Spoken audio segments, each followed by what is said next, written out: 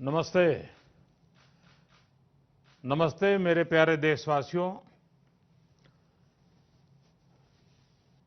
Corona वैश्विक महामारी के खिलाफ भारत की लड़ाई बहुत मजबूती के साथ आगे बढ़ रही है। आप सभी देशवासियों की तपस्या, आपके त्याग की वजह से भारत अब तक कोरोना से होने वाले नुकसान को काफी हद तक टालने में सफल रहा है। आप लोगों ने कष्ट सहकर भी अपने देश को बचाया है,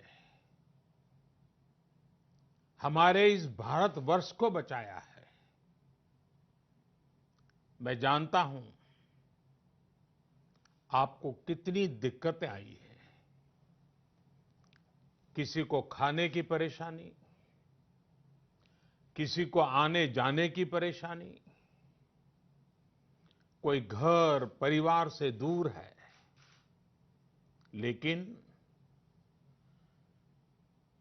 आप देश की खातिर एक अनुशासित सिपाही की तरह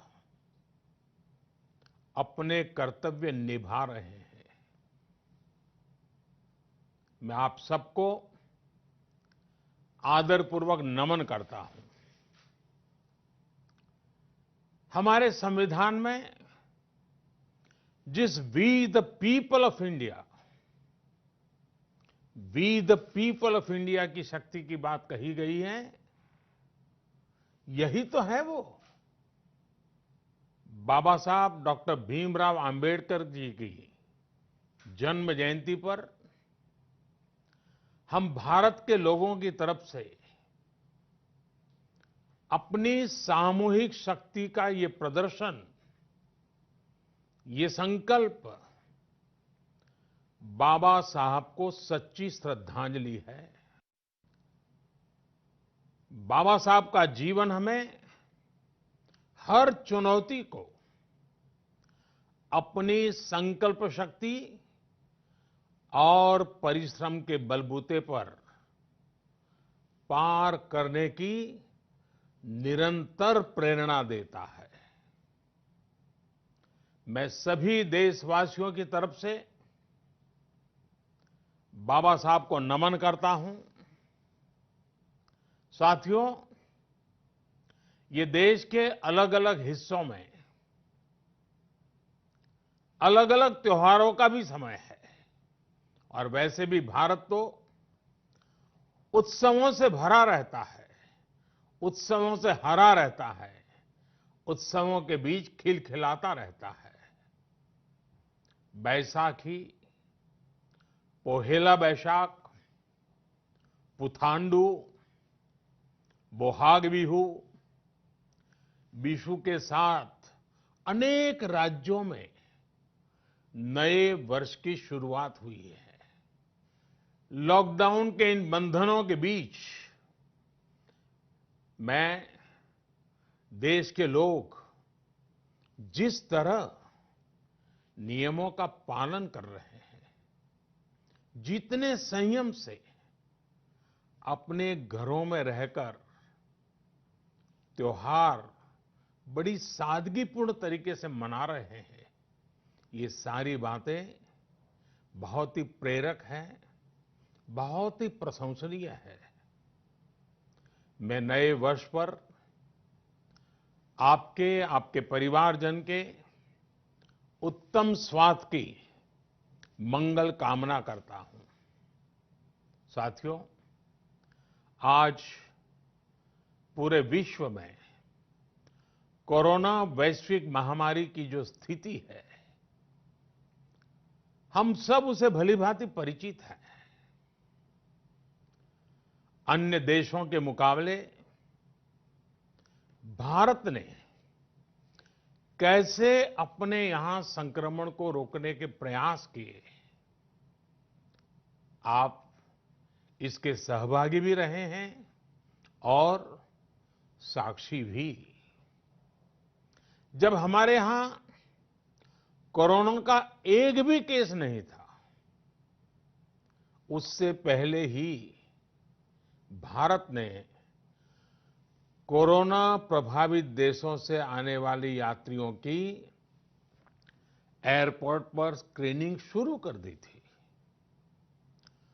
कोरोना के मरीज 100 तक पहुंचे, उससे पहले ही भारत ने विदेश से आए हर यात्री के लिए 14 दिन का आइसोलेशन अनिवार्य कर दिया था। अनेक जगहों पर मॉल हो, थिएटर हो, क्लब हो, जिम हो, बंद करिए जा चुके थे। साथियों, जब हमारे यहां कोरोना के सिर्फ 550 केस थे, तभी भारत ने 21 दिन के संपूर्ण लॉकडाउन का एक बहुत बड़ा कदम उठा लिया था। भारत ने समस्या बढ़ने का इंतजार नहीं किया, बल्कि जैसे ही समस्या दिखी, उसे तेजी से फैसले लेकर उसी समय रोकने का भरसक प्रयास किया। साथियों, वैसे एक ऐसा संकट है जिसमें किसी भी देश के साथ तुलना करना उचित नहीं है, लेकिन फिर भी कुछ सच्चाइयों को हम नकार नहीं सकते हैं। ये भी एक सच्चाई है कि अगर दुनिया के बड़े-बड़े सामर्थ्यवान देशों में कोरोना से जुड़े आंकड़े देखें, तो उनकी तुलना में आज भारत बहुत संभली हुई स्थिति में है। महीना 1.5 महीना पहले कई देश कोरोना संक्रमण के मामले में एक प्रकार से भारत के बराबर खड़े थे। आज उन देशों में भारत की तुलना में कोरोना के केसेस 25 से 30 गुना ज्यादा बढ़ गए हैं। उन देशों में हजारों लोगों की दुखद मृत्यु हो चुकी है। भारत ने होलिस्टिक अप्रोच न अपनाई होती, इंटीग्रेटेड अप्रोच न अपनाई होती, समय पर तेज फैसले न लिए होते, तो आज भारत की स्थिति क्या होती, इसकी कल्पना करते ही रुएं खड़े हो जाते हैं।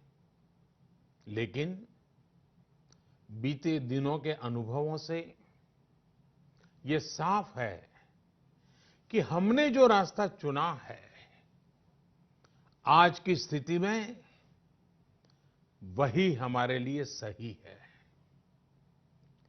सोशल डिस्टेंसिंग और लॉकडाउन का बहुत बड़ा लाभ देश को मिला है। अगर सिर्फ आर्थिक दृष्टि से देखें तो ये महंगा जरूर लगता है, बहुत बड़ी कीमत चुकानी पड़ी है, लेकिन भारतवासियों की जिंदगी के आगे इसकी कोई तुलना नहीं हो सकती। सीमित संसाधनों के बीच भारत जिस मार्ग पर चला है, उस मार्ग की चर्चा आज दुनिया भर में होना बहुत स्वाभाविक है। देश की राज्य सरकारों ने भी स्थानीय स्वराज संस्थाओं की इकाइयों ने भी इसमें बहुत जिम्मेदारी के साथ काम किया है। चौबीसों घंटे हर किसी ने अपना जीमा संभालने के लिए प्रयास किया है और हालत को संभाला भी है। लेकिन साथियों, इन सब प्रयासों के बीच कोरोना जिस तरह फैल रहा है, उसने विश्व भर में हेल्थ एक्सपर्ट्स को और सरकारों को और ज्यादा सतर्क कर दिया है। भारत में भी कोरोना के खिलाफ लड़ाई अब आगे कैसे बढ़े, हम विजयी कैसे हो, हमारे यहां नुकसान कम से कम कैसे हो, लोगों की दिक्कतें कम कैसे करें, इन बातों को लेकर राज्यों के साथ निरंतर चर्चाएं की है। और इन सभी चर्चाओं में से एक बात उभर करके आती है, हर किसी का यही सुझाव आता है, नागरिकों की तरफ से भी यही सुझाव आता है कि लॉकडाउन को बढ़ाया जाए। कई राज्य तो पहले से ही लॉकडाउन को बढ़ाने का फैसला कर चुके हैं। साथियों, सारे सुझावों को ध्यान में रखते हुए ये तय किया गया है कि भारत में लॉकडाउन को अब 3 मई तक और बढ़ाना पड़ेगा। यानी 3 मई तक हम सभी को, हर देशवासी को लॉकडाउन में ही रहना होगा। इस दौरान हमें अनुशासन का उसी तरह पालन करना है जैसे हम करते आ रहे हैं। मेरी सभी देशवासियों से ये प्रार्थना है कि अब कोरोना को हमें किसी भी कीमत पर नए क्षेत्रों में फैलने नहीं देना है। स्थानीय स्तर पर अब एक भी मरीज बढ़ता है तो ये हमारे लिए चिंता का विषय होना चाहिए।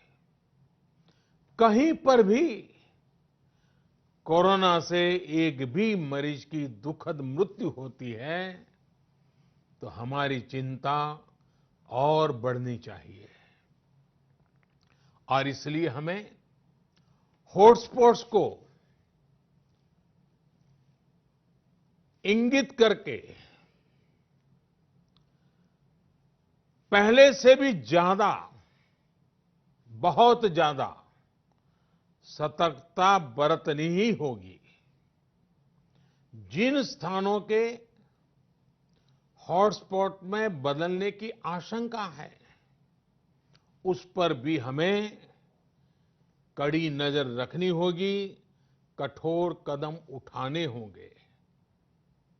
नए हॉटस्पॉट्स का बनना हमारे परिश्रम और हमारी तपस्या को और चुनौती देगा, नए संकट पैदा करेगा। इसलिए अगले एक सप्ताह में कोरोना के खिलाफ लड़ाई में कठोरता और ज्यादा बढ़ाई जाएगी। 20 अप्रैल तक हर कस्बे, हर थाने, हर जिले, हर राज्य को बड़ी बारीकी से परखा जाएगा। वहां लॉकडाउन का कितना पालन हो रहा है, उस क्षेत्र ने कोरोना से खुद को कितना बचाया है, इसका मूल्यांकन लगातार किया जाएगा। जो क्षेत्र इस अग्नि परीक्षा में सफल होंगे, जो अपने यहां हॉटस्पॉट नहीं बढ़ने देंगे और जिनके हॉटस्पॉट्स में बदलने की आशंका भी कम होगी, वहां पर 20 अप्रैल से कुछ जरूरी गतिविधियों की अनुमति, छूटछाट दी जा सकती है। लेकिन याद रखिए, ये अनुमति सशर्त होगी। बाहर निकलने के नियम बहुत सख्त होंगे। लॉकडाउन के नियम अगर टूटते हैं और कोरोना का पैर हमारे इलाके में पड़ता है, तो सारी अनुमति तुरंत वापस ले ली जाएगी। और इसलिए न खुद कोई लापरवाही करनी है और न ही किसी और को लापरवाही करने देना है। मेरे देशवासियों, कल इस बारे में सरकार की तरफ से एक विस्तृत गाइडलाइन जारी की जाएगी। साथियों, 20 अप्रैल से चिन्हित क्षेत्रों में इस सीमित छूट का प्रावधान हमारे गरीब भाई बहनों की आजीविका को ध्यान में रखते हुए किया गया है।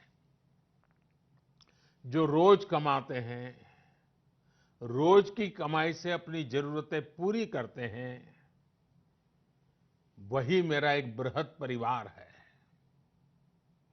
मेरी सर्वोच्च प्राथमिकताओं में एक, इनके जीवन में आई मुश्किल को कम करना है।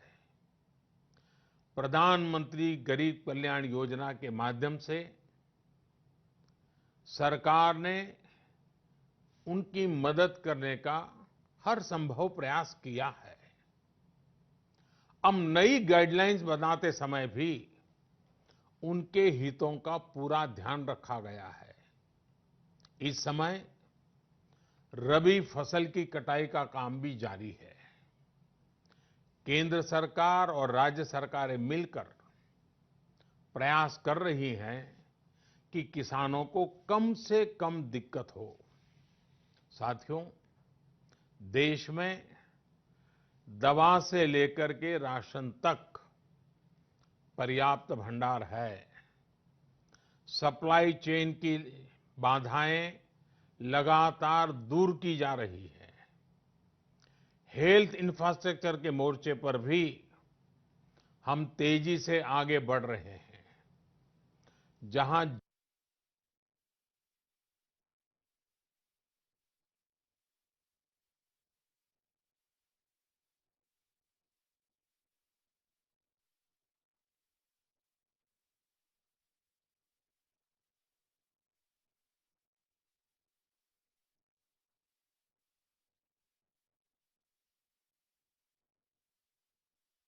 ये कहता है कि कोरोना के 10,000 मरीज होने पर 1500-1600 बेड्स की जरूरत होती है। भारत में आज हम 1 लाख से अधिक बेड्स की व्यवस्था कर चुके हैं। इतना ही नहीं, 600 से भी अधिक ऐसे अस्पताल हैं जो सिर्फ कोविड के इलाज के लिए काम कर रहे हैं। इन सुविधाओं को और तेजी से बढ़ाया जा रहा है।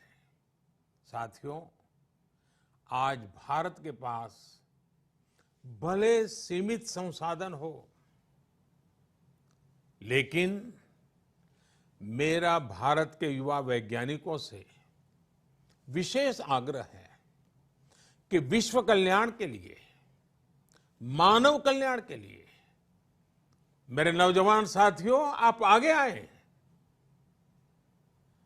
कोरोना की वैक्सीन बनाने का मेरे देश के नौजवान, मेरे देश के वैज्ञानिक बेड़ा उठाएं। साथियों, हम धैर्य बनाकर रखेंगे, नियमों का पालन करेंगे, तो कोरोना जैसी महामारी को भी परास्त करके ही रहेंगे। इसी विश्वास के साथ मेरी बात समाप्त करने से पहले मैं आपका साथ मांग रहा हूं। 7 बातों में आपका साथ। पहली बात, अपने घर के बुजुर्गों का विशेष ध्यान रखें। विशेषकर ऐसे व्यक्ति जिन्हें पुरानी बीमारी हो, उनकी हमें एक्स्ट्रा केयर करनी है। उन्हें कोरोना से बहुत बचाकर रखना है। दूसरी बात, लॉकडाउन और सोशल डिस्टेंसिंग की लक्ष्मण रेखा का पूरी तरह पालन करें। घर में बने फेस कवर या मास्क का, और वो भी घर में बने हुए, उनका अनिवार्य रूप से उपयोग करें।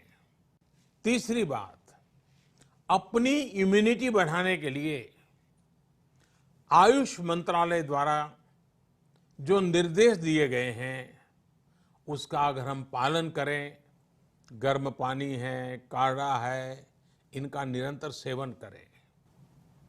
चौथी बात, कोरोना संक्रमण का फैलाव रोकने में मदद करने के लिए आरोग्य सेतु मोबाइल ऐप,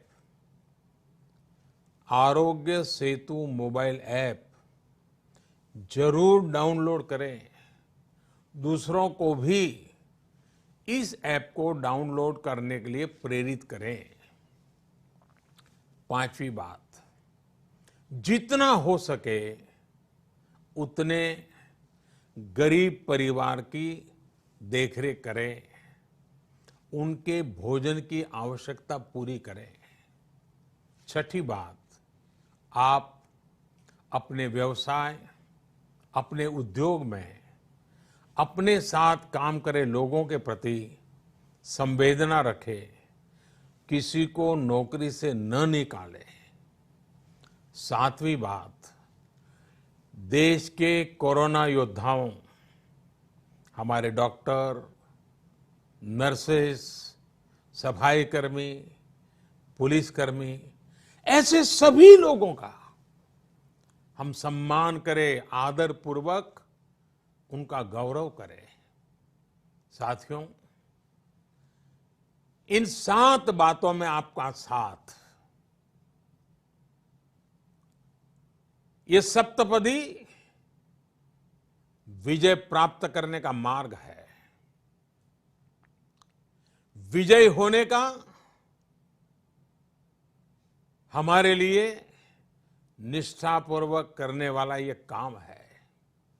पूरी निष्ठा के साथ 3 मई तक लॉकडाउन के नियमों का पालन करें। जहां है वहां रहे, सुरक्षित रहें। वयम राष्ट्रे जागृयाम, हम सभी राष्ट्र को जीवंत और जागृत बनाए रखेंगे। इसी कामना के साथ मैं अपनी बात समाप्त करता हूं। आपको, आपके परिवार को उत्तम स्वास्थ्य की मंगल कामनाएं करता हूं। बहुत बहुत धन्यवाद। है वहां रहे, सुरक्षित रहें। वयम राष्ट्रे जागृयाम, हम सभी राष्ट्र को जीवंत और जागृत बनाए रखेंगे। इसी कामना के साथ मैं अपनी बात समाप्त करता हूं। आपको